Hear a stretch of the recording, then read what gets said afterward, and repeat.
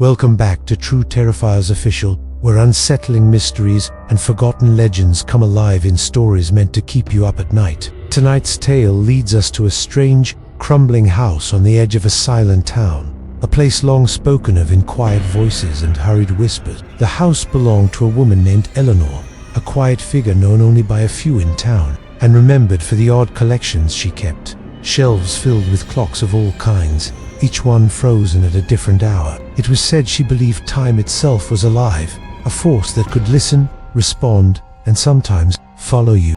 After Eleanor passed, the house sat abandoned, its windows clouded with dust, the clocks still sitting where she left them, unmoving, yet somehow untouched by the years. Locals avoided the property, claiming the air around it felt heavier, and those who stepped too close to the fence would sometimes hear soft ticking sounds, though no breeze moved the branches overhead.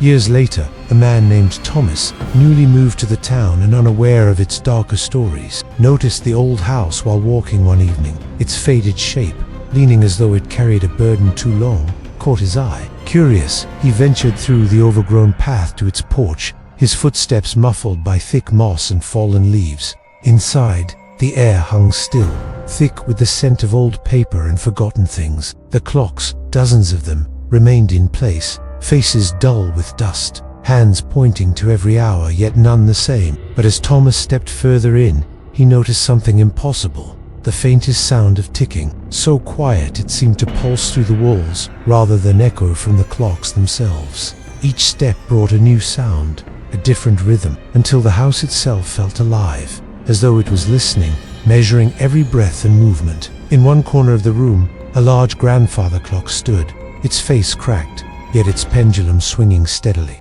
Thomas, drawn by some unexplainable urge, approached, noting that unlike the other clocks, this one showed no numbers, only a single phrase etched around its frame.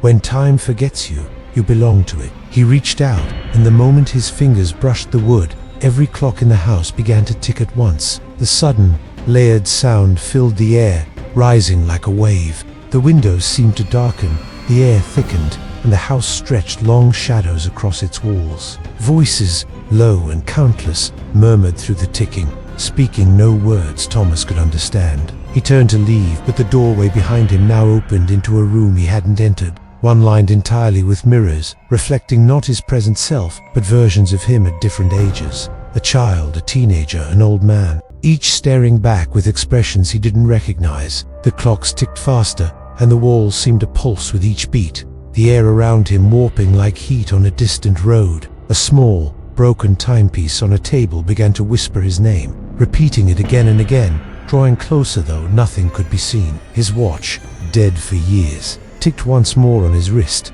its hands spinning wildly. Thomas stumbled toward what he believed to be the front door, but the house now stretched on endlessly, hallways looping back to rooms he'd already passed, furniture slightly different each time, the clocks growing louder, as though counting something he couldn't see. The grandfather clock's pendulum kept swinging, its reflection visible in every mirror no matter where he turned. Finally, as the sounds pressed against his ears and the voices blended into a single, hollow tone, Thomas felt himself pulled toward the clock one last time. Its face had changed, no longer empty.